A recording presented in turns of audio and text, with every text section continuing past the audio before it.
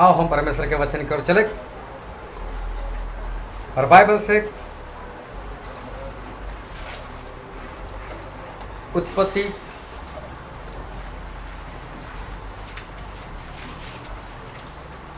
उसका दूसरा अध्याय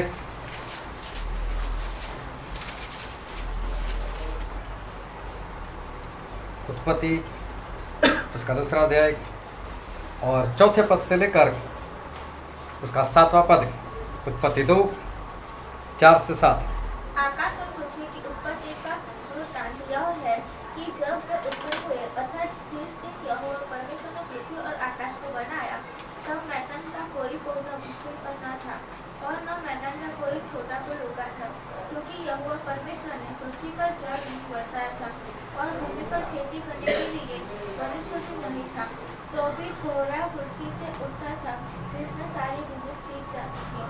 और यहोवा परमेश्वर ने आदम को भूमि की मिट्टी से रचा और उसके नथनों में जीवन का श्वास दिया और आदम जीवता प्राणी बन गया।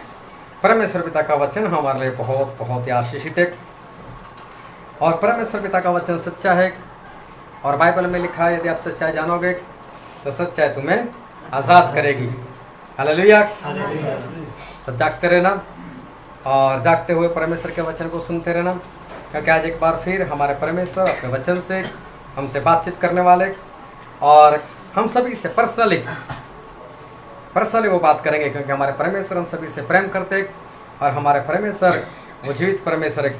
और जब भी वचन को सुनो तो वचन को ऐसे सुनो कि वचन मेरे लिए है, और साथ में जब भी वचन सुनते हो तो जो वचन चल रहा होता है उसके अंदर आप घुस जाओ और उसके अंदर जो भी बातें चल रही उसके अंदर चले जाओ, ताकि पता चले कि जो वचन चल रहा है उस वक्त कैसा होगा और मुझे क्या करना चाहिए, कैसे करना चाहिए। तो ऐसे करने से हमारा ध्यान भी जो है बना रहता है और शत्रु शैतान हमारा ध्यान इधर उधर भटका नहीं सकता। तो वो ध्यान से परमेश्वर के वचन में बने रहना, अपना ध्यान बनाए रखना और शत्रु शैतान के ऊपर विजय प्राप्त करना, क्योंकि शैतान जो है वो लोगों के जीवन में वो काम करता है और हमारे परमेश्वर जो है वो सर्वशक्तिमान परमेश्वर, उसके ऊपर भरोसा बनाते हुए सिर्फ यीशु मसीह में बने रहते, क्योंकि शैतान उसके बारे में अगर हम किसी से पूछे, मसीह को मानने वाले से अगर पूछे या किसी परमेश्वर के दास से पूछे, तो हमें एक बरसों पुरानी एक कहानी जो है वो कहानी हमको सुनने को मिलती है और बरसों से कहानी शैतान के बारे में हम लोग सुनते आए। कहानी ऐसी है कि पहले परमेश्वर ने सिर्फ स्वर्गदूतों को बनाया और उसमें से ये जो शैतान था वो भी परमेश्वर का स्वर्गदूत था और उसको परमेश्वर ने सभी स्वर्गदूतों का प्रधान बना दिया। फिर ये जो प्रधान था जो बाद में शैतान बन गया, तो वो लोगों से आराधना करवाता था और परमेश्वर ने स्वर्गदूतों को इसलिए पैदा किया था ताकि स्वर्गदूत जो है वो परमेश्वर की आराधना करे।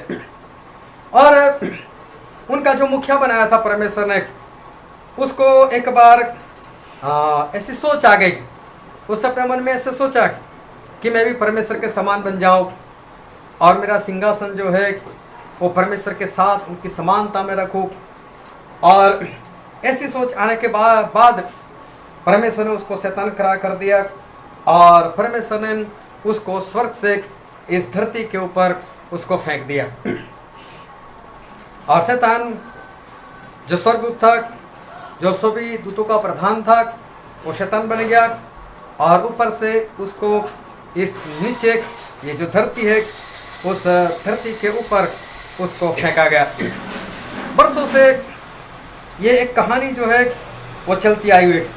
मैं भी जब छोटा था तो मैंने भी ये कहानी सुनी हुई थी और मुझे भी ऐसा था कि हाँ ये सब सच है और बाइबल में ऐसा लिखा है।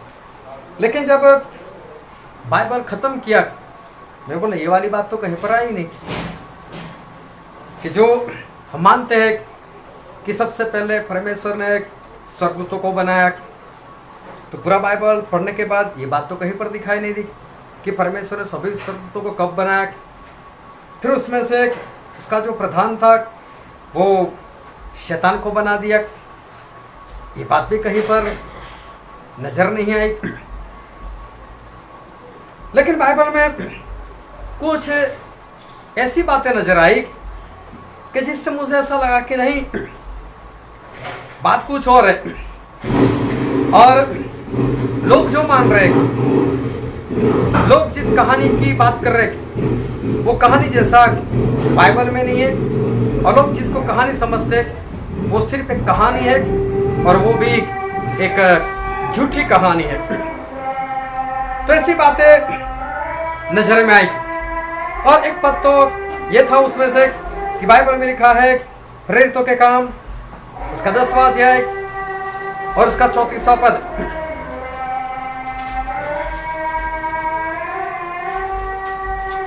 तब पतरस ने मुंह खोलकर कहा, अब मुझे निश्चय हुआ कि परमेश्वर किसी का पक्ष नहीं करता। यहाँ पर ऐसा लिखा है कि पतरस ऐसा कहते हैं कि अब मैं जानता हूं कि जो परमेश्वर है वो परमेश्वर किसी का पक्ष नहीं करते। इसको बहुत ध्यान समझना। गुजराती में लिखा है कि परमेश्वर पक्षपाती नहीं, वो किसी का पक्ष नहीं करते। इसका कहने का मतलब ये है कि समझो परमेश्वर ने सोचा कि मैं स्वर्गदूतों को बनाता हूं, और सभी स्वर्गदूतों को परमेश्वर ने एक साथ बनाया, एक साथ उनकी रचना की, एक साथ में बनाया। तो फिर उसमें से किसी एक को हमारे परमेश्वर सभी का प्रधान क्यों बना दे? समझो हम सभी 10वीं पास है, हम सभी के 10वीं में 50% ही आए हुए, तो फिर उसमें से बड़ा कौन? हम सब तो एक समान हो गए, उसमें से बड़ा कौन?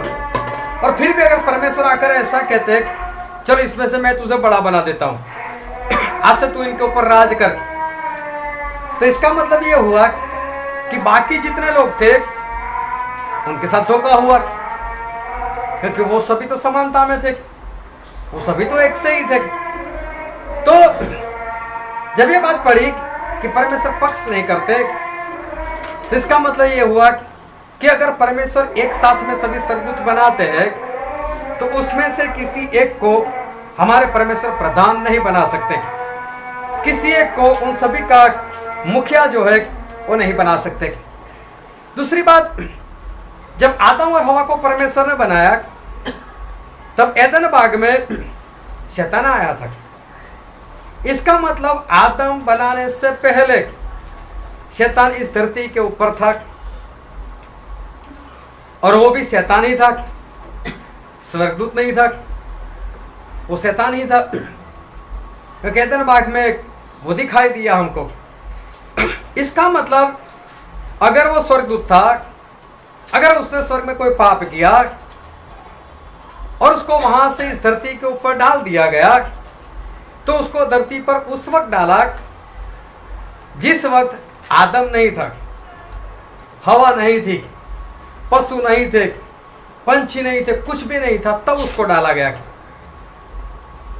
जो कहानी है उसके हिसाब से तो ये हुआ, मतलब धरती जो थी वो तो थी, और ऊपर से परमेश्वर ने शैतान को ऊपर से डाल दिया स्वर्ग से, वो सीधा इस धरती के ऊपर आकर गिरा, और तब धरती के ऊपर कुछ नहीं था। लेकिन यशायाह भविष्यवक्ता के पुस्तक में ऐसा लिखा है, उसका 45वां अध्याय और उसका 18 पद।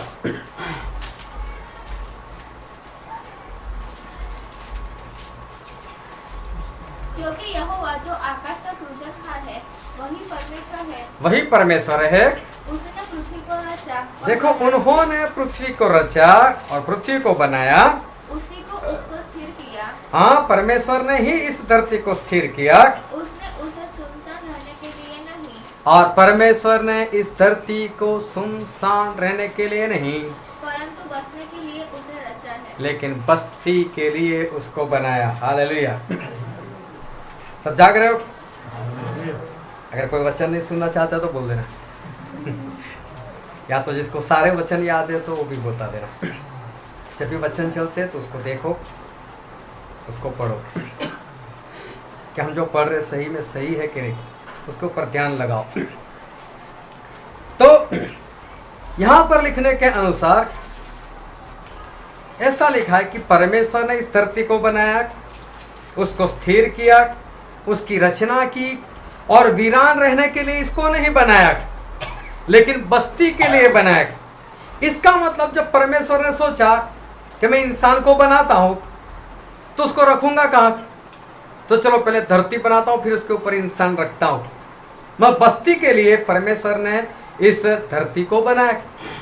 तो जब शैतान को डाला गया तो धरती वीरान क्यों थी, वो सुनसान क्यों थी? क्योंकि परमेश्वर ने तो बस्ती के लिए बनाया, तो फिर सुनसान नहीं होनी चाहिए। यहां पर एक दूसरी बात भी गलत होती है कि अगर शैतान को डाला था और इस धरती पर आया और धरती सुनसान थी तो ये बात हजम नहीं होती, क्योंकि परमेश्वर ने तो उसको बस्ती के लिए बनाया। मतलब परमेश्वर ने इस धरती को इसलिए बनाया कि क्योंकि धरती को बनाने के बाद तुरंत वो इंसान को बनाने को चाहते थे। दूसरी बात कि चलो परमेश्वर स्वर्गदूतों को बनाना चाहते थे तो क्यों? क्या परमेश्वर जिस तरह से कहानी है कि लोग ऐसा समझते हैं कि इस स्वर्गदूत जो है वो मेरी आराधना करेंगे, परमेश्वर सिंहासन के ऊपर विराजमान होंगे और स्वर्गदूत आ जाएंगे और उनको बोलेंगे देखो हर संडे शाम को 7 बजे से लेकर 8 बजे तक आपको मेरी आराधना करनी है, और स्वर्गदूत 7 बजे आ जाए और 8 बजकर आराधना कर कर अपनी अपनी जगह पर चले जाए। क्या परमेश्वर ने ऐसी कोई अपनी आराधना के लिए बनाया? जब आदम को बनाया तो आदम को नहीं बोला था मेरी आराधना करना, हवा को नहीं बोला था मेरी आराधना करना, ऐसा भी नहीं कहा था मेरी प्रार्थना करना, ये भी नहीं कहा था मैं बाइबल लेकर जाता हूँ वचन पढ़ते रहना। परमेश्वर ने इंसान को इसलिए बनाया कि उसके साथ संगति करे। तो स्वर्गदूतों को परमेश्वर ने क्यों बनाया, उसका कारण क्या था? अगर एक कहानी है कि परमेश्वर ने सबसे पहले स्वर्गदूतों को बनाया और उनको परमेश्वर ने आराधना के लिए बनाया, उनका मुखिया शैतान को बना दिया, वो सभी से आराधना करवाता था। चलो अगर मान लेते तो परमेश्वर ऐसा क्यों चाहते थे कि जो स्वर्गदूत मैं बनाऊं और वो सभी स्वर्गदूत मेरी आराधना करें? अब खिलौना लेकर आओ बाजार से और छोटे बच्चे खिलौना खेलते, उसमें एक कोई भी पशु होता है उसके हाथ में छोटा सा ड्रम दे देते, चाबी उसको भरते, क्यों ऐसा ड्रम बजाने लगता है। ऐसे ढेर सारे आपके सामने रख दो और चाबी लगा कर बोलो चलो बजाओ, क्या आनंद आने वाला है? कैसी आराधना से हमारे परमेश्वर को कोई आनंद आने वाला है? परमेश्वर को सही में ऐसे कोई आनंद नहीं आता। परमेश्वर ने आराधना के लिए स्वर्गदूतों को नहीं बनाया, लेकिन बहुत ध्यान से समझना कि जो सच है वो सच है क्या। और इब्रानी में ऐसा लिखा है, इब्रानी उसका पहला अध्याय और उसका 13 और 14 पद को पढ़ो तो। और स्वर्गदूतों में से उसने किससे कब कहा कि तू मेरे दाहिने बैठ, जबकि मैं तेरे बैरियों को तेरे पांवों के नीचे की पीढ़ी न कर दूं? क्या वो सब अभी स्वर्गदूत की बात करते, क्या वो सब मतलब सारे स्वर्गदूत सेवा टहल करने वाले आत्माएं नहीं? क्या वो सेवा टहल करने वाले आत्मा नहीं? क्वेश्चन मार्क है, अच्छे से उसको पढ़ो। क्या लिखा है फिर से पढ़। क्या वे सब सेवा टहल करने वाले आत्माएं नहीं? क्या वो सारे सेवा टहल करने वाले आत्मा नहीं? स्वर्गदूत कौन है? सेवा करने वाली आत्मा है।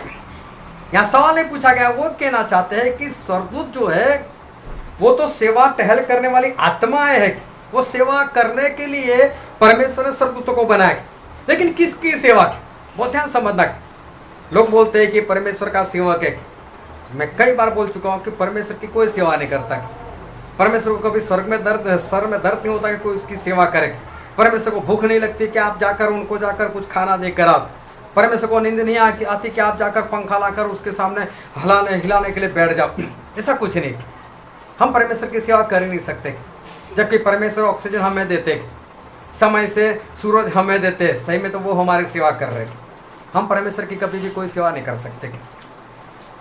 यहाँ पर लिखा है कि स्वर्गदूत जो है वो सेवा टहल करने वाली आत्मा, लेकिन परमेश्वर की सेवा करने वाली आत्मा नहीं। किसकी सेवा करते हैं देखो तो, हाँ पढ़ो पढ़ो। जो उद्धार पाने वालों के लिए सेवा करने को भेजी जाती है। बाइबल में लिखा है कि स्वर्गदूत वो है कि जो इंसान उद्धार पाने वाला है उसकी सेवा करने के लिए स्वर्गदूतों को बनाया है। हालेलुया। मतलब जो इंसान स्वर्ग में जाने वाला है, जो परमेश्वर के रास्ते पे सच्चाई से चल रहा है, उसकी सेवा करने के लिए परमेश्वर ने स्वर्गदूतों की रचना की। हम इंसानों की सेवा करने के लिए स्वर्गदूत है, परमेश्वर की सेवा करने के लिए नहीं, परमेश्वर की आराधना करने के लिए नहीं। लेकिन स्वर्गदूत कौन है? हमारी सेवा करने के लिए बनाया है। हमारी मतलब जो परमेश्वर के रास्ते पर चल रहे। एक बार एलिया को भूख लगी तो उसको रोटी और पानी किसने दिया? स्वर्गदूत ने दिया। स्वर्गदूत ने आकर रोटी बनाकर उसको खिलाई, लिखा सेवा करता है स्वर्गदूत। जो लोग उद्धार पाने वाले लोग होते उनकी सेवा करते। बाइबल में से कई जगह पर बताया गया कि स्वर्गदूत आए और कई लोगों की सेवाएं की। तो स्वर्गदूत जो है वो जो उद्धार पाने वाले लोग हैं उनकी सेवा करने के लिए, उद्धार पाने वाले इंसान की। अभी समझना कि जब इंसान घर बनाता है तो पहले सारे घर का सामान लेकर आता है, सोफा लेकर आता है, कुर्सी लेकर आता है, टेबल लेकर आता है, किचन का सामान लेकर आता है, फिर किसी जमीन के ऊपर आकर बैठ जाता है और बिल्डर को बोलता है चलो भी घर बना दे, हम रहने के लिए आ गए। ऐसा होता है। अगर उसको घर में बसना है तो पहले क्या करना पड़ेगा? पहले घर बनाना पड़ेगा, फिर जाकर वो बसेगा ना। अगर स्वर्गदूत जो है वो सेवा करने वाली आत्मा और इंसान की सेवा करनी है उसको, तो पहले किसको होना चाहिए? पहले इंसान को होना चाहिए। तो पहले परमेश्वर ने इंसान बनाए, उसके बाद परमेश्वर ने स्वर्गदूतों को बनाया। स्वर्गदूत पहले नहीं बने हमसे, स्वर्गदूत हमारे बाद में बने। इंसान की सेवा करने के लिए परमेश्वर ने स्वर्गदूतों को बनाया। और सिर्फ बात नहीं, लेकिन बाइबल में लिखा है कि इंसान को कौन से दिन बनाया? 5वें दिन के कौन से हिस्से में बनाया? 6वें दिन बनाया। हालेलुया। और उत्पत्ति के दूसरे अध्याय में ऐसा लिखा है, उत्पत्ति 2 और कोई पढ़ो तो उसका पहला पद। जो आकाश और पृथ्वी और उनकी सारी सेना का बनाना समाप्त हो गया। फिर से पढ़ो, क्या लिखा है? जो आकाश और पृथ्वी और उनकी सारी सेना का बनाना। जो आकाश और पृथ्वी और उसकी सारी सेना। अबे कौन सी सेना? ये परमेश्वर की सेना वो बन गई उस वक्त। ये 6वें दिन के बाद की बात है। 6वां दिन हो चुका था, इंसान बन चुका था, और ये 7वें दिन की बात है कि परमेश्वर ने स्वर्गदूतों को इंसान की सेवा करने के लिए परमेश्वर ने बनाया। ये है हकीकत, ये हकीकत। लेकिन फिर भी कई बातें ऐसी है कि जिससे लोगों ने कहानी बना दी कि शैतान स्वर्गदूत था। लेकिन आज हम देखते हैं कि शैतान जो है वो कौन था और कहाँ से आया। और बाइबल में लिखा है, हम पढ़ते हैं उत्पत्ति का पुस्तक, उसका पहला अध्याय और उसका पहला ही पद। आदि में परमेश्वर ने आकाश और पृथ्वी की सृष्टि की। यहाँ पर ऐसा लिखा है, आदि में परमेश्वर ने आकाश और धरती की सृष्टि की। आदि में परमेश्वर ने आकाश और धरती की सृष्टि की। आदि का मतलब होता है सबसे पहले, उससे पहले कुछ नहीं था। तब परमेश्वर ने क्या बनाया? आकाश बनाया और धरती बनाया। चलो, हमारे परमेश्वर कैसे, शक्तिमान या सर्वशक्तिमान? हमारे परमेश्वर सर्वशक्तिमान है। हमारे परमेश्वर से क्या गलती हो सकती है? लेकिन दूसरे पद में क्या लिखा है? और पृथ्वी बैगल और सुनसान पड़ी थी। लेकिन बाइबल में लिखा है पृथ्वी कैसी थी? बेडोल, सुनसान पड़ी थी। पहले पद में ऐसा लिखा है कि परमेश्वर ने आकाश भी बनाया, धरती भी बनाई। फिर आकाश के बारे में कुछ नहीं लिखा, लेकिन धरती के बारे में सब बेडोल, वो तो बेडोल थी। तो क्या परमेश्वर से सही बनी नहीं धरती? परमेश्वर से धरती बनाने में कुछ गलती हो गई कि बेडोल बन गई? सही में बाइबल पढ़ते पढ़ते यहाँ पर हमें एक सवाल होना चाहिए। बाइबल के शुरुआत में पहला पद पढ़ो, दूसरा पद पढ़ो, वहीं पर हमारा जो दिमाग है वो बंद हो जाना चाहिए। परमेश्वर ये कैसी बात? आप तो सर्वशक्तिमान हो, आप तो सबसे भले परमेश्वर हो, आप सब कुछ कर सकते हो। आपने इंसान को बनाया, मिट्टी से बनाया, मिट्टी में अपनी सांस डाल दी और जीवित हो गया, कहीं पर कोई गलती नहीं। लेकिन धरती बनाने में कैसे गलती होगी? वो बेडरूम कैसे थी? वो सुनसान कैसी थी? ये पहला अध्याय घर पर जाकर शांति से उसको पढ़ना। हम उसको पूरा नहीं पढ़ना चाहते, लेकिन उसको घर पर जाकर पढ़ना। उसमें जो बातें लिखी मैं आपको बता देता हूँ कि वहां पर परमेश्वर क्या कहना चाहते। धरती बेडोल थी। बेडोल मतलब उसका सही आकार नहीं था। सुनसान मतलब कुछ भी नहीं था। फिर ऊपर ऐसा लिखा है कि पानी के ऊपर पवित्र आत्मा जो मंडराने लगे और वहां पर अंधेरा छाया हुआ था, कहीं पर कोई प्रकाश नहीं था, कोई प्रकाश नहीं था। और उस वक्त परमेश्वर के मुंह से एक आवाज निकली और परमेश्वर ने कहा कि प्रकाश हो, और प्रकाश हो गया।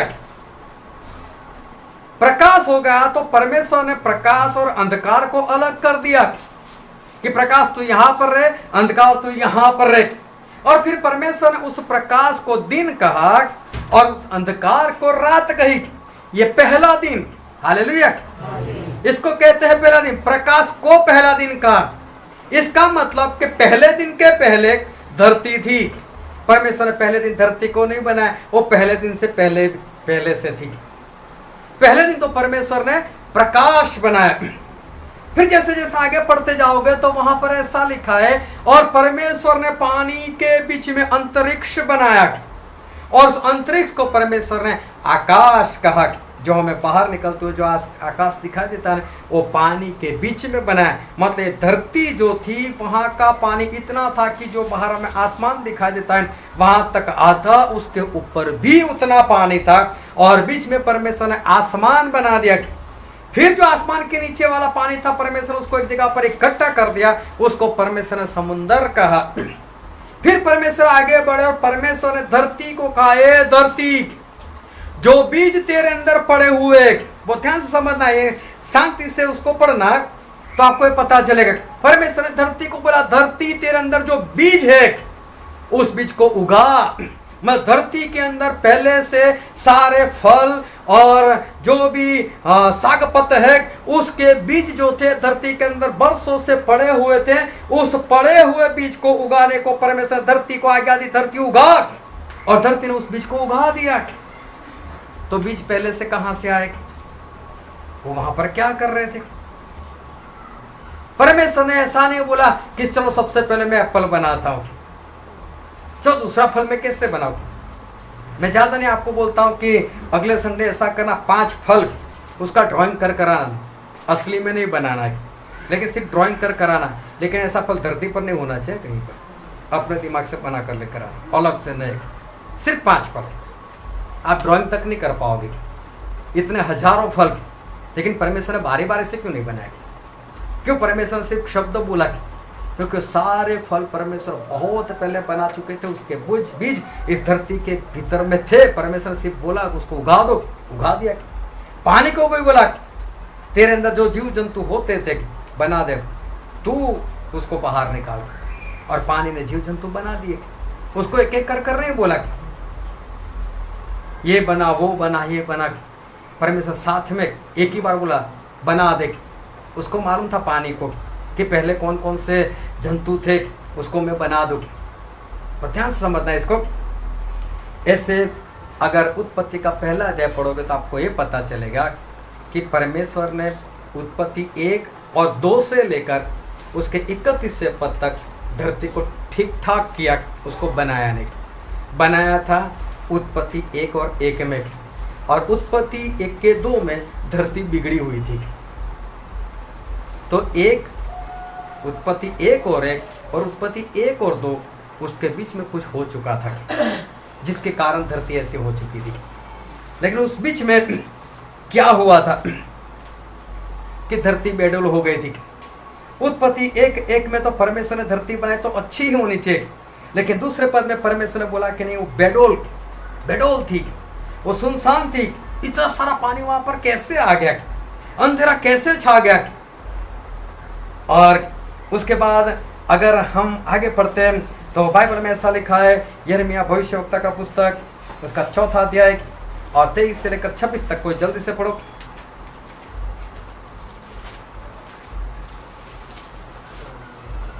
मैंने पृथ्वी पर देखा, वह सूनी और सुनसान पड़ी थी।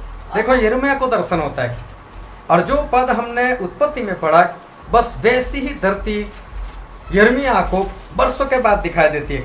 हाँ पढ़ो। और आकाश को और फिर से पढ़ो। मैंने पृथ्वी पर देखा, हाँ। वह सूनी और सुनसान पड़ी थी। बाइबल में लिखा है कि धरती सूनी थी और सुनसान पड़ी हुई थी। और आकाश को और उसमें कोई ज्योति नहीं थी। आकाश में देखा तो वहाँ कोई ज्योति नहीं थी, मतलब प्रकाश नहीं था। मैंने पहाड़ों को देखा, वे हिल रहे थे। हाँ, और पहाड़ थरथरा रहे थे। और सब पहाड़ियों को भी वे डोल रही थी। हाँ, सभी पहाड़ियाँ डोल रही थी। फिर मैंने क्या देखा कि कोई मनुष्य भी न था। अभी यिर्मयाह ऐसा बोलते हैं कि इस दर्शन में मैं देखना चाहता हूँ कि इंसान कहाँ है, लेकिन इंसान नहीं थे। इसका मतलब उसका मानना है कि यहाँ पर इंसान होने चाहिए, लेकिन इंसान नहीं है। फिर और सब पक्षी भी उड़ गए थे। और पक्षी भी नहीं दिखाई दे रहे, कोई भी नहीं दिखाई दे रहा है। फिर मैं क्या देखता हूँ कि यहोवा के प्रताप और उस भड़के हुए प्रकोप के कारण उपजाऊ देश जंगल और उसके सारे नगर खंडर हो गए थे। बाइबल में लिखा है, यिर्मयाह ऐसा कहते हैं, ये तो इस कारण था कि परमेश्वर के भारी क्रोध के कारण ये धरती ऐसी हो चुकी थी। अभी देखो यहाँ पर यिर्मयाह एक दर्शन देख रहे कि आकाश में ज्योति नहीं थी। आकाश में ज्योति नहीं मतलब सूरज नहीं था, आकाश में चांद नहीं था। हो सकता है लोगों को ऐसा लगे भविष्यवाणी थी, हो सकता है लोगों को ऐसा लगे भविष्य में ऐसा होने वाला है, लेकिन लिखा है कि परमेश्वर के भारी क्रोध के कारण ऐसा हो चुका था। और उत्पत्ति में ऐसा लिखा है, उत्पत्ति का पुस्तक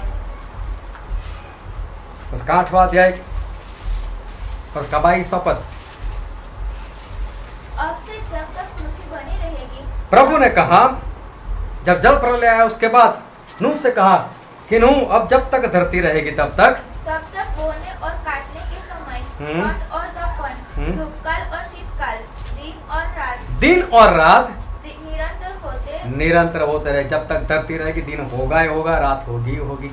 इसका मतलब आज तक जब से परमेश्वर ने सूरज बनाया तब तक आज तक ना यिर्मयाह के ज़माने में ना आदम के ज़माने में कभी भी ऐसा नहीं हुआ कि कभी सूरज ना दिखाओ। तो ये यिर्मयाह को जो दर्शन हुआ वो दर्शन बहुत पुराना हुआ। आदम से भी पहले जो धरती थी तब का दर्शन हुआ, जब सूरज नहीं था।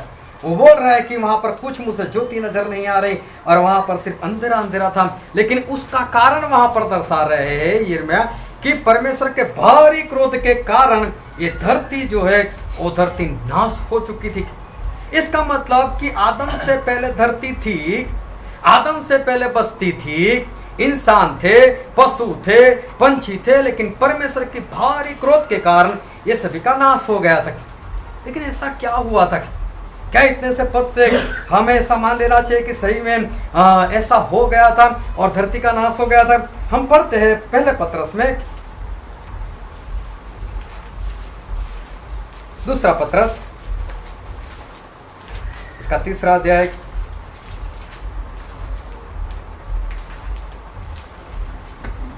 दूसरा पत्रस उसका 3रा अध्याय और कोई पढ़ो तो उसका 5 और 6 पद। वे तो जानबूझकर यह भूल गए कि वो जानबूझकर ये भूल गए कि परमेश्वर के वचन के द्वारा से आकाश प्राचीन काल से वर्तमान है। आकाश परमेश्वर के वचन से वर्तमान है, मतलब था प्राचीन काल से। फिर और पृथ्वी भी जल में से बनी और जल में स्थिर है। और पृथ्वी जल में से बनी और जल में स्थिर है। कोई इसको गुजराती में पढ़ो तो क्या लिखा है? અને પૃથ્વી પાણી थी तथा पाણીમાં બાંધેલી હતી। यहाँ पर स्पष्ट लिखा है कि धरती पानी में थी और पानी में बंधी हुई थी। ये जो धरती थी वो पानी में थी और पानी में बंधी हुई थी। जिस तरह से हमने उत्पत्ति में देखा कि आसमान जो दिखता है वहां तक तो आधा पानी, तो उसका मतलब उसके ऊपर भी इतना पानी। अभी धरती का गोला बीच में और चारों ओर इतना पानी। उस परिस्थिति को पतरस ऐसा कहते हैं कि धरती जो थी वो धरती पानी में थी और पानी में बंधी हुई थी। और छठवां पद, इन्हीं के द्वारा उस युग का जगत जल में डूबकर नाश हो गया। पतरस भी लिखते कि उस वक्त का क्या नाश हो गया? जल में डूबकर नाश हो गया। क्या? जगत। जगत नाश हो गया, ऐसा शब्द लिख, जगत। ऐसा नहीं लिखा जगत के कुछ लोग, ये नुहा वाली बात नहीं है कि 8 लोग बचाए गए, सारे पक्षी पंछों को जाता नहीं तो एक जोड़ा बचा गया, उसकी बात नहीं। और पानी में रहने वाले सारे जीव जंतु बचाए गए, उसकी बात नहीं है। अगर उसकी बात होती तो परमेश्वर ऐसा बोलते कि नुहा की बात मैं कर रहा हूं, या तो ऐसा बोलते थे कुछ लोग बचाए गए या कुछ लोगों को मारा गया। लेकिन क्या लिखा है? पूरे जगत का नाश हो गया। जगत का मतलब कोई भी नहीं बचा, इसको बोलते कोई नहीं बचा। ये आदम से पहले की बात। पतरस जो है वो भी पवित्र आत्मा से भरकर वो लिखते। चलो एक सबूत और देखते कि आदम से पहले धरती थी, उस पर बस्ती थी और उसका परमेश्वर ने नाश कर दिया। और एक सबूत देखते इब्रानी उसका पहला अध्याय और उसका पहला और दूसरा पद। पूर्व युग में परमेश्वर ने बाप दादों से थोड़ा थोड़ा करके और भांति भांति के भविष्यवक्ताओं के द्वारा बातें करके परमेश्वर ने पहले तो भविष्यवक्ताओं के साथ हमारे साथ बात की, भविष्यवक्ताओं को बीच में लेकर, फिर इन दिनों के अंत में और इन दिनों के अंत में हमसे पुत्र के द्वारा मतलब प्रभु यीशु के द्वारा बातें की, परमेश्वर ने बातें की और जिसे उसने सारी वस्तुओं का वारिस ठहराया और हाँ। उसी के द्वारा उसने सारी सृष्टि रची है। और उसके द्वारा उसने सारी सृष्टि रचे। इसको कोई इंग्लिश में पढ़ो या तो गुजराती में। एक जगत नहीं लेकिन जगतों को उत्पन्न किया। मतलब ये जो जगत है उससे पहले एक जगत नाश हो चुका है, एक जगह पर नहीं, लेकिन हमने 3-4 जगह पर जाकर ये सारी बातें हमने पढ़ी कि इससे पहले भी जगत था और परमेश्वर ने उसका नाश कर दिया। और भी आगे देखते हैं और सबूत। और हम आते हैं सभोपदेश में, सभा शिक्षक एक्लेसियर्स सभोपदेश उसका पहला अध्याय। और कोई पढ़ो तो उसका 9 और 10 पद। जो कुछ हुआ था जो कुछ हुआ था वही फिर होगा। वही फिर होगा। बहुत ध्यान समझ, जो कुछ हुआ था मतलब पहले जो हो चुका है वो फिर से होगा, और जो कुछ बन चुका है जो कुछ बन चुका है वही फिर बनाया वो जाएगा। वही फिर बनने वाला है। जो पहले बन चुका वो एक बार फिर से बनाया जाएगा। और सूर्य के नीचे कोई बात नहीं, और सूर्य के नीचे कोई बात नई नहीं है। हालेलुया। लोग सोचते हैं ना मेरे पास एप्पल का फोन आ गया, नया आ गया। वो तो एप्पल वालों ने अभी बनाया, लेकिन बाइबल में क्या लिखा? सूरज के नीचे कोई भी बात नई नहीं है। कोई भी बात को नहीं, जो पहले था वो बनाया गया। फिर आगे पढ़ो तो क्या लिखा है? जो कुछ क्या ऐसी कोई बात है, क्या ऐसी कोई बात है जिसके विषय में लोग कह सके कि देख यह नहीं है, कि देख ये नहीं है। देखो परमेश्वर कहता है क्या ऐसी कोई चीज है, क्या ऐसी कोई बात आपके पास है जिसके बारे में आप ऐसा कह सको कि चीज नहीं है?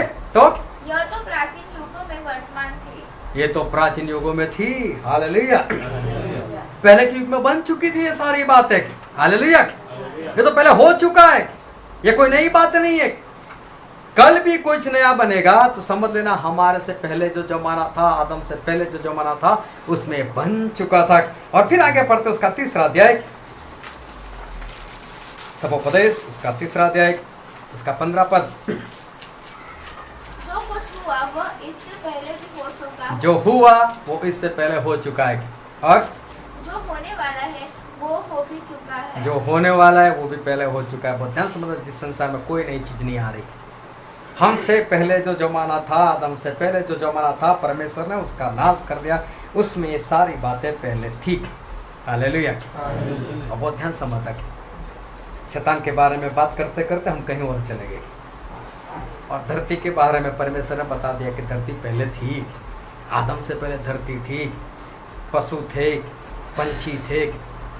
आज भी हमारे गुजरात के पास बालासिनो, वहाँ से एक अंडा मिला था। और किसका मिला था? डायनासोर का। जो कम से कम आदम के बाद तो नहीं था डायनासोर। उसका अंडा कहाँ से आया? इंसान के पास इतना तो ज्ञान है कि वो खोजबीन कर कर ढूंढ तो सकता है कि अंडा कितना पुराना है। उसने लाखों अरबों साल बता दी इतने पुराना है, इसका मतलब धरती होनी चाहिए, तभी तो ये था अंडा। कई बार, एक बार मैंने अखबार में पढ़ा कि 15,000 साल पुरानी इंसान की खोपड़ी मिली, लेकिन आदम से लेकर अभी तक तो 6,000 साल होते, तो 15,000 साल पुरानी खोपड़ी कैसे आ गई? तो उससे पहले इंसान थे, ये बात बाइबल जाहिर करती है।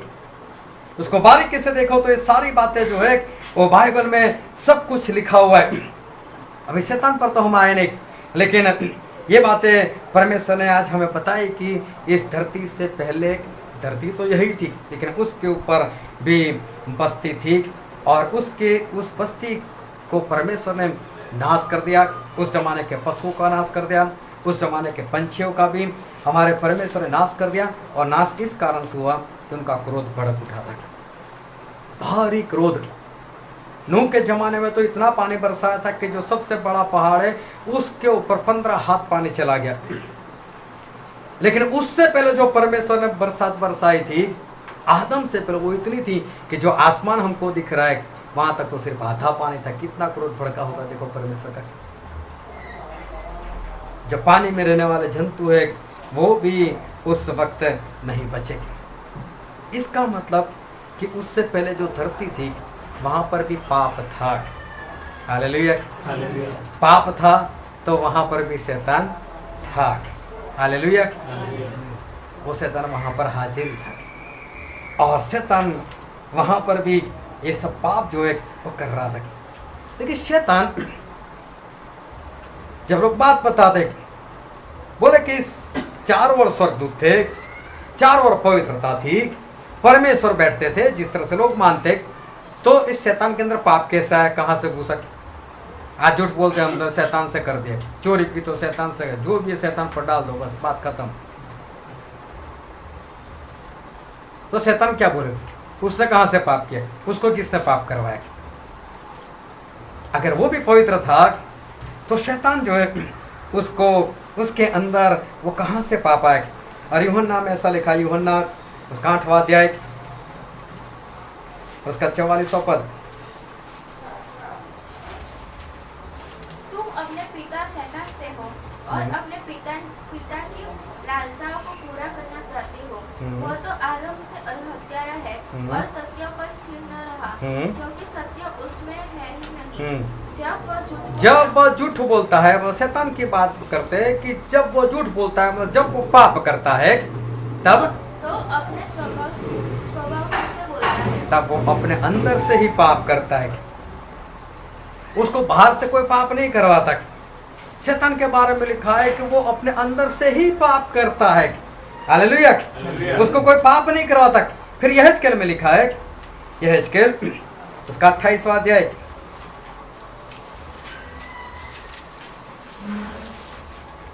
और उसका 14 और 15 पद।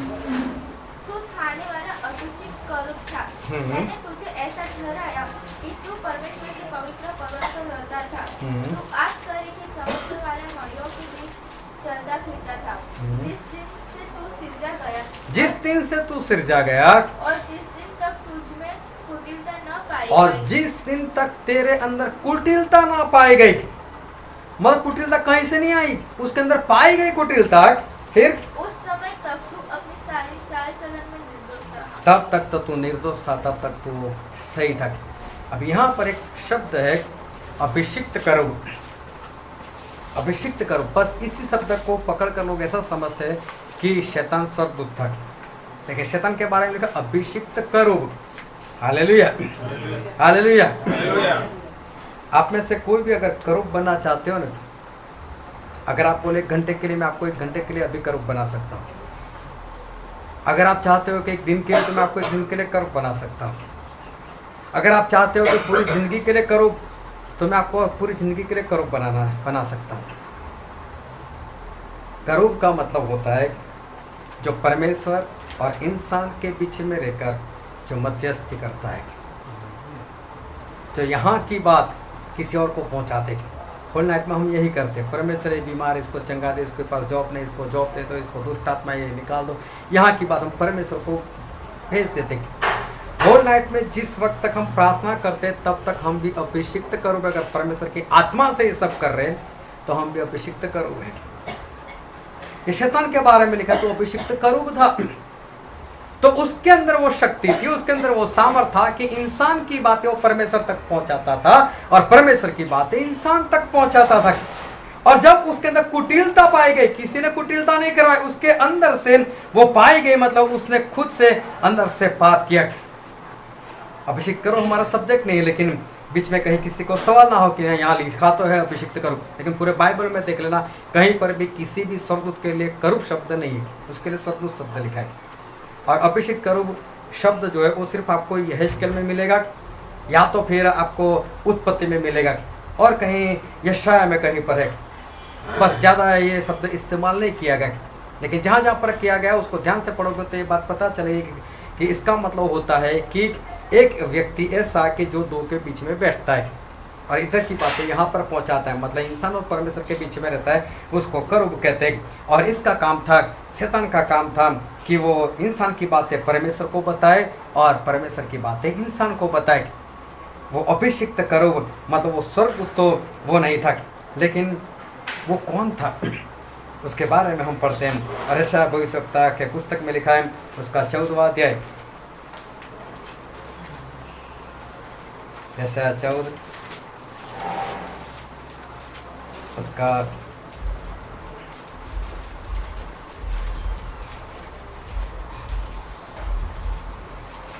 6वां पद। जिससे वो मनुष्य को लगातार रोज से मारते रहते थे और जाति जाति पर क्रोध से प्रभुता करते और लगातार उनके पीछे पड़े रहते थे। जाति जाति के ऊपर प्रभुता करने वाला था यह शैतान। जिस तरह से लोग कहानी जो बन चुके हैं ना, उसके पीछे कुछ तो है कि उनको पता नहीं चला, इसे कुछ कहानी बना दी, किस परमेश्वर ने स्वर्गदूतों को बनाया और इसको प्रधान बना दिया। हाँ वो प्रधान था, लेकिन किसी स्वर्गदूतों का नहीं था। यहाँ पर भी लिखा वो प्रधान था, सबके ऊपर था वो, ऐसा यहाँ पर लिखा। फिर से पढ़ो 6वां पद। जिससे वे मनुष्य को लगातार रोज से मारते रहते थे और जाति जाति पर क्रोध से प्रभुता करते। हाँ वो प्रभुता करता था, मतलब सबके ऊपर, ये सारी प्रजा के ऊपर ये राज करने वाला था। फिर आगे लिखा है, पढ़ो तो उसका 13 और 14 पद। तू मन में कहता तो था कि मैं स्वर्ग पर चढ़ूंगा। देखो अब बहुत ध्यान से सारे पद को समझना। तू कहता तो था, क्या कहता था? कि मैं स्वर्ग पर चढ़ूंगा। मैं कहाँ चढ़ूंगा?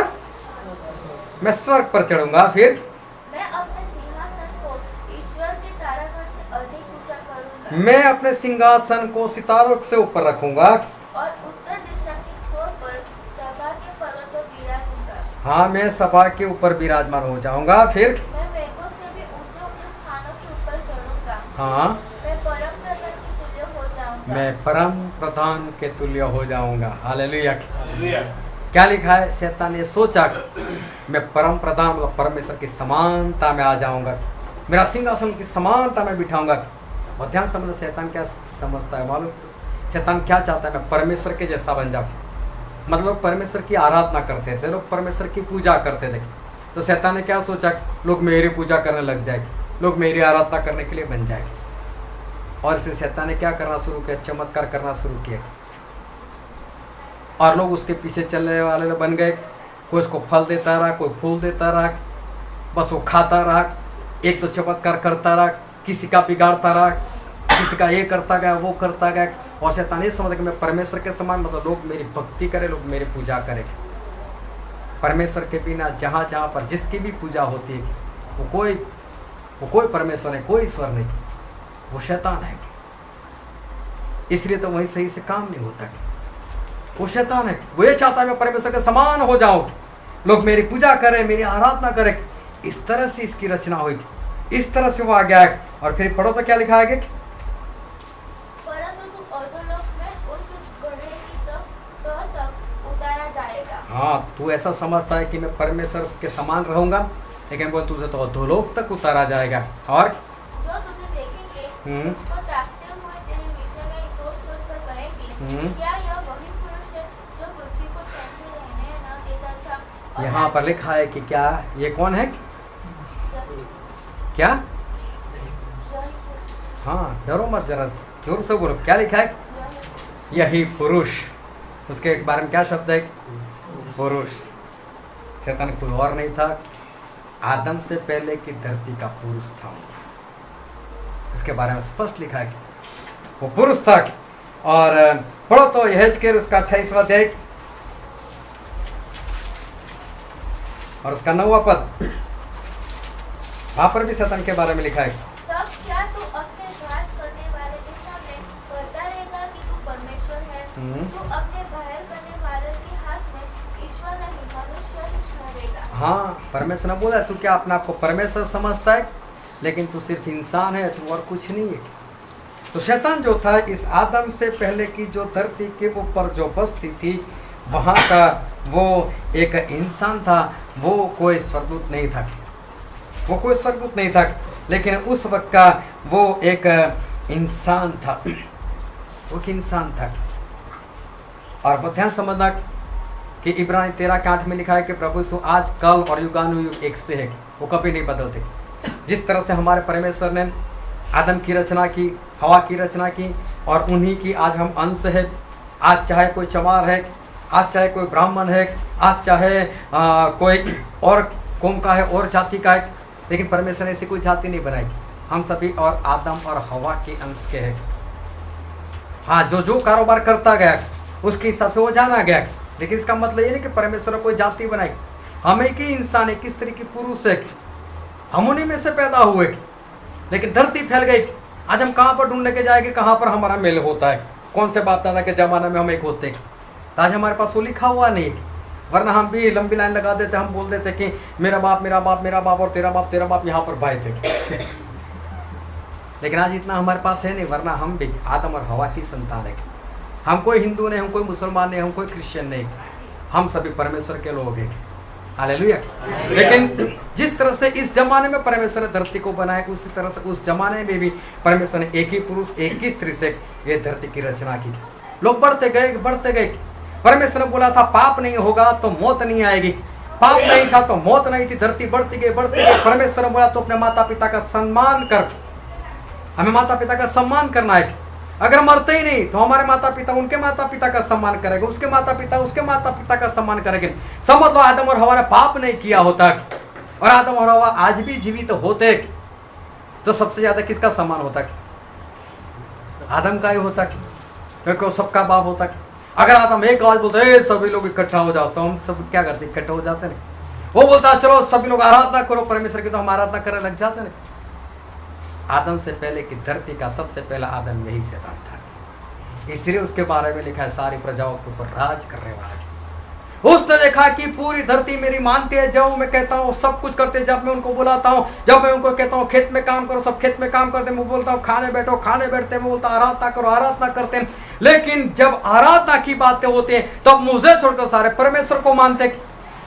और कुछ साल के बाद उसको एक बार ये गलत सोच आ गई, अगर मैं परमेश्वर बन जाऊं तो ये लोग मेरी आराधना करने लग जाए, तो बस यही पर उसकी गलती हो गई। वहीं से उसके अंदर से पाप आया और वो इंसान था, वो पुरुष था, वो क्या बन गया? शैतान बन गया। हालेलुया। शैतान को किसने बनाया? हालेलुया। कई लोग बोलते शैतान को भी परमेश्वर ने बनाया है। क्या परमेश्वर के पास कोई काम ही नहीं कि शैतान को बना दे? परमेश्वर ने अच्छा खासा इंसान बनाया था, वो इंसान क्या बन गया? शैतान बन गया। हालेलुया। एक इंसान क्या बन गया? शैतान बन गया। उसके बाद परमेश्वर इस आदम को बनाया। आदम ने भी गलती कर दी, उसने भी पाप कर दिया, हवा ने भी पाप कर दिया। और पहले कुरिन्थी में ऐसा लिखा है, पहला कुरिन्थी उसका 15वां अध्याय,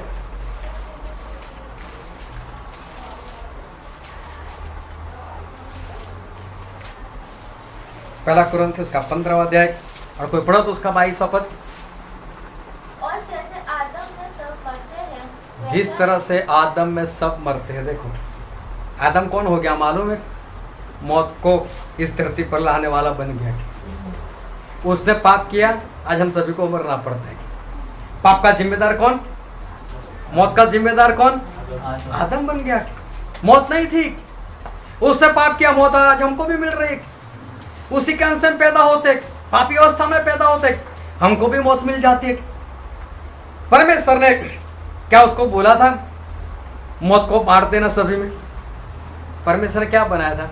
उसको एक अच्छा खासा इंसान बनाया था, मौत को फैलाने वाला बन गया आदम। और आगे लिखा है वहां पर उसका 45वां पद पढ़ो तो, पहला कुरिन्थी 15 का 45। ऐसा ही लिखा भी है कि प्रथम मनुष्य अर्थात आदम जीवित प्राणी बना, पहला आदम जीवित प्राणी बना और अंतिम आदम जीवनदायक आत्मा बना। जीवनदायक आत्मा। अंतिम आदम कौन है? प्रभु यीशु। वो कौन है? जीवन देने वाले आत्मा की। हालेलुया। वो हमको हमेशा का जीवन देता है, ऐसा आत्मा की। और आदम कौन? जिसने हमको जीवित बना। जीवित मतलब देख, अच्छी सी फिल्म आई है, अच्छी सी सीरियल चल रही है, उसने जीवित कर, देखो ये सब उसने इसमें लगा दिया हमको। इसलिए उसने अपनी पत्नी का नाम क्या रखा? हवा। सारे जीवित लोगों की माँ। परमेश्वर क्या बोलते हैं? अपने आप को मार दो, अपनी इच्छाओं को मार दो। लेकिन हवा क्या बोलती? जिंदा रहो। ये सब कुछ देखो, संसार में बहुत मजा है। वो तो जब ऐसा होता है तब पता चलता है, मजा नहीं किया होता तो अच्छा था। लेकिन परमेश्वर कौन बने? प्रभु यीशु, जीवन देने वाला आत्मा। तो प्रभु यीशु इस धरती पर कैसे बनकर आए थे? वो भी तो एक इंसान बनकर आए थे। हमारे प्रभु यीशु वो कौन से परमेश्वर बनकर आए थे? क्योंकि इब्रानी में ऐसा लिखा है, उसका 2 अध्याय और उसका 14 पद। इब्रानी 2 उसका 14 पद। इसलिए जबकि लड़के मांस और लहू की भांति, लड़के मतलब हम सभी लोग मांस और लहू के बनते हैं, तो वह मतलब प्रभु यीशु भी आप भी उनके समान मतलब हमारे समान उनका सहभागी हो गया। हमारा सहभाग्य मतलब लहू और मांस के बन गए। हालेलुया। हमारे प्रभु यीशु हमारी तरह लहू मांस के बने हुए 100% इंसान थे।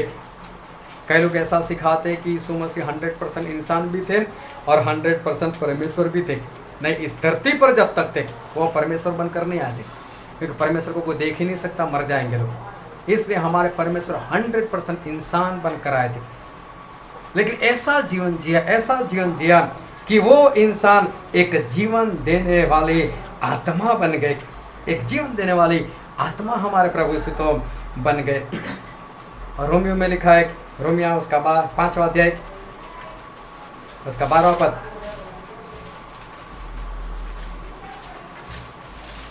इसलिए जैसा एक मनुष्य के द्वारा पाप जगत में आया, एक इंसान के जरिए पाप जगत में आया और पाप के द्वारा मृत्यु आई, और पाप के जरिए मृत्यु आई। आदम के जरिए पाप भी आया इस संसार के अंदर, और आदम के जरिए ही मौत भी आई।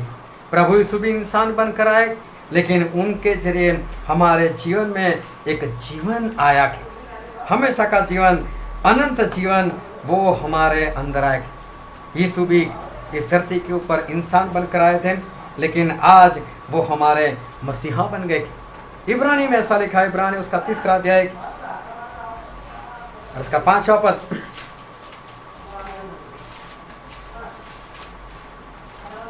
मूसा तो उसके सारे घर में देखो, मूसा उसके मतलब परमेश्वर के सारे घर में सेवक की नाई विश्वास योग्य रहे।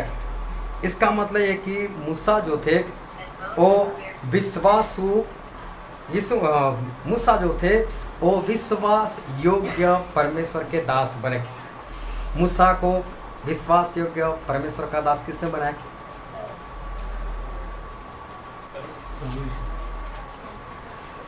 हालेलुया। हुमनायुस थे, अलेक्जेंडर थे, देमास भी थे। वो वापस संसार में चले गए। चलो वापस संसार में कौन लेकर गया? बाइबल में ऐसा लिखा है कि अगर यीशु मसीह ने कहा, अगर मैं एक बार आपको पकड़ूं तो मेरे हाथ से आपको कोई छुड़ा नहीं सकता। तो फिर हुमनायुस को कौन छुड़ा कर लेकर गया? अलेक्जेंडर को कौन छुड़ा कर लेकर गया? देमास को कौन छुड़ा कर लेकर गया? क्या परमेश्वर के हाथों में होते हुए क्या शैतान की इतनी ताकत को छुड़ा कर लेकर जा सकता है? नहीं ले जा सकता। मूसा को परमेश्वर ने विश्वासु सेवक नहीं बनाया, वो इंसान थे, विश्वासु सेवक खुद बने। ऐसे काम उन्होंने किए। हाँ, परमेश्वर सहायता मांगी तो परमेश्वर ने दी। हुमनायुस नहीं चल पाए, नहीं रहना तो परमेश्वर जबरदस्ती नहीं की। सिकंदर ने चलना नहीं चाहा तो परमेश्वर जबरदस्ती नहीं की। दिमाग से संसार से प्रेम किया तो परमेश्वर जबरदस्ती नहीं की। परमेश्वर ने मूसा को एक इंसान बनाया था, लेकिन विश्वास योग्य परमेश्वर का दास वो खुद बने। हालेलुया। वो खुद परमेश्वर के पीछे चलने के कारण वो बन गए। और फिर पहला शमूएल में लिखा है, पहला शमूएल उसका 13वां अध्याय और उसका 14वां पद। परंतु अब मेरा राज्य बना न रहेगा। यहोवा ने अपने लिए एक ऐसे पुरुष को ढूंढ लिया। देखो, एक ऐसे पुरुष को ढूंढ लिया जो उसके मन के अनुसार है। जो उसके मन के अनुसार है। सही में लिखा है, जो उसका मन पसंद है।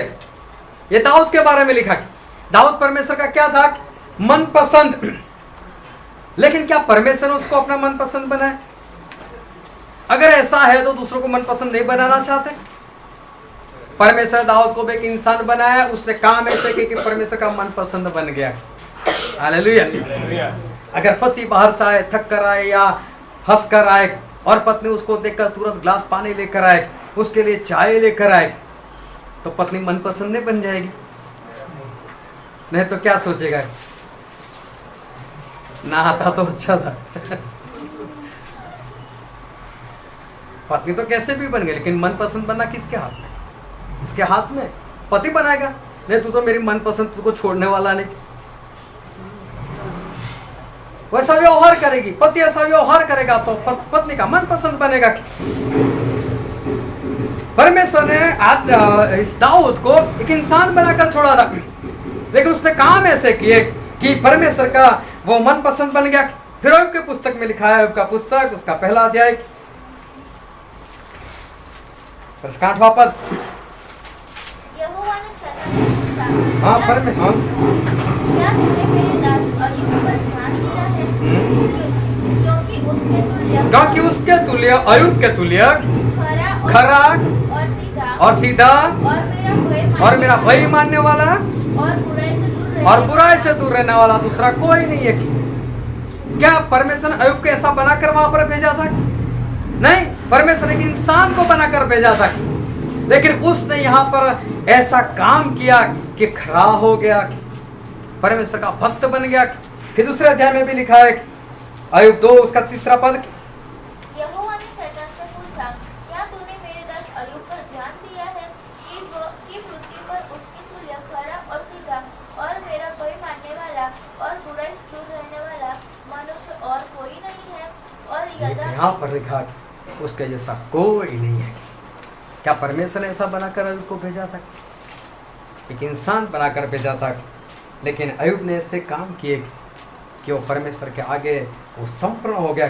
फिर दानियेल के पुस्तक में लिखा है, उसका 10वां अध्याय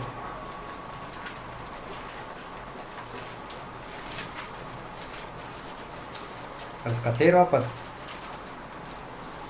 फारस के राज्य का प्रधान 21 दिन तक मेरा सामना किए रहा, परंतु मीकाएल जो मुख्य प्रधानों में से है, वो मेरी सहायता के लिए आया। 11वां पद पढ़ो। तब उसने मुझसे कहा, हे दानियेल, हे अति प्रिय पुरुष। अति प्रिय पुरुष। क्या परमेश्वर ने अति प्रिय बनाकर भेजा था? परमेश्वर ने दानियेल को एक इंसान बनाया था। उन्होंने काम ऐसे किए कि परमेश्वर का वो अति प्रिय बन गए। फिर गिनती की पुस्तक में लिखा है, उसका 12वां अध्याय उसका 3 पद। मूसा तो पृथ्वी पर के रहने वाले मनुष्य से बहुत अधिक नम्र स्वभाव का। सबसे नम्र पूरी दुनिया में वो मूसा थे, सबसे अधिक नम्र। परमेश्वर ने नम्र बनाकर नहीं भेजा था, लेकिन यहाँ पर आकर उन्होंने नरमाई को धारण किया। फिर उसका 7 और 8 पद। परंतु मेरा दास मूसा ऐसा नहीं है, वह तो मेरे सब घरानों में विश्वास योग्य है। उससे मैं भूख प्रीति से नहीं, परंतु आमने सामने और प्रत्यक्ष होकर बातें करता हूँ। देखो, परमेश्वर ने स्पष्ट बता दिया, कोई भी भविष्यवक्ता हो, कोई भी नबी हो, कोई भी मेरा दास हो, मैं सपने के जरिए बात करूंगा, वेद की बात करूंगा, दर्शन से बात करूंगा, लेकिन मेरा मूसा विश्वास योग्य सबसे नम्र, उसके साथ तो मैं बैठकर बातें करूंगा। क्या ऐसा परमेश्वर ने बनाकर भेजा था? परमेश्वर उसको इंसान बनाकर भेजा था। इंसान बनाया था उसको, लेकिन यहीं पर ये मूसा ऐसे बन गए, परमेश्वर के विश्वास योग्य बन गए, परमेश्वर के नम्र बन गए और परमेश्वर के साथ आमने सामने बैठकर बात करने वाले बन गए। फिर प्रेरितों के काम में लिखा है उसका 9वां अध्याय और उसका 15 पद। परंतु प्रभु ने उससे कहा कि तू चला जा, क्योंकि यह तो अन्यजातियों और राजाओं और इस्राएलियों के सामने मेरा नाम प्रकट करने के लिए मेरा चुना हुआ पात्र है। मेरा चुना हुआ पात्र है। हालेलुया। देखो पौलुस परमेश्वर को इंसान बनाकर भेजा था, लेकिन परमेश्वर का चुना हुआ पात्र बन गया। दर्शन हुआ तब चुना हुआ पात्र नहीं था। उसके बाद किसके घर में उसको जाने को बोला, वो वहां पर चले गए।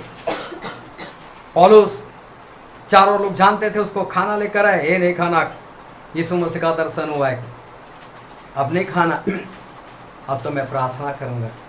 3 दिन तक लगातार प्रार्थना चली, 72 घंटे की प्रार्थना चली। हम एक रात नहीं कर सकते, लेकिन यहाँ पर इस पौलुस ने लगातार 72 घंटे प्रार्थना की। तब परमेश्वर ने बोला मेरा चुना हुआ पात्र। परमेश्वर ने तो इंसान बनाकर भेजा था, लेकिन वो पौलुस एक चुना हुआ वो पात्र बन गया। यहूदा कैसा था? यहूदा चोर। हालेलुया। उसको भी परमेश्वर ने इंसान बनाकर भेजा था, लेकिन विश्वासघाती बन गया, वो तो चोर बन गया। हुमनायोस और सिकंदर, उनको भी परमेश्वर ने इंसान बनाकर भेजा था, लेकिन दिल में कपट रखने वाले बन गए।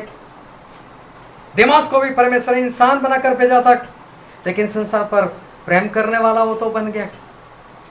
जो वचन आज हमने पढ़ा था उत्पत्ति उसका 2 अध्याय 4 से लेकर 7 पद तक, वहां पर बाइबल में स्पष्ट लिखा है परमेश्वर ने इंसान बनाया। परमेश्वर ने सेवक नहीं बनाया, परमेश्वर ने किसी को इंजीनियर नहीं बनाया, परमेश्वर ने किसी को चोर नहीं बनाया, परमेश्वर ने किसी को खूनी नहीं बनाया। परमेश्वर ने सभी को एक समान इंसान बनाकर भेजा है। यहाँ पर क्या बनना है, कैसे बनना है, वो हमारे खुद के हाथ में है। एक इंसान जो सभी को ऊपर राज करने वाला, जिसकी इतनी महिमा थी, इतनी इज्जत थी, जो परमेश्वर के साथ स्वर्ग में जा सकता था, बैठ सकता था, इतना परमेश्वर ने उसको बल दिया, शक्ति दी, लेकिन वो इंसान शैतान बन गया। कई लोग विश्वासी बन गए, कई लोग विश्वासघाती बन गए, कई लोग चोरी करने वाले बन गए, आज भी कई लोग लालची। मैं किसी के घर प्रार्थना के लिए गया, उन्होंने मुझे बताया, बोले सेवक को जानते हो? बोला हाँ। बोले मेरी बहन के घर आता है, चिकन खाकर ही जाता है। कैसा सेवक? चिकन खाने वाला सेवक बन गया। परमेश्वर ने नहीं बनाया, परमेश्वर ने ऐसा नहीं बनाया। परमेश्वर ने नहीं बनाया कि तू निंदा करने वाला बन जाए। लोग यहाँ पर निंदा करने वाले बनते, खुद बनते। कई लोग परमेश्वर के मनपसंद बन जाते, कई लोग संपूर्ण बन जाते, कई लोग अति प्रिय बन जाते, कई लोग चोर बन जाते हैं। बनना खुद है उसका।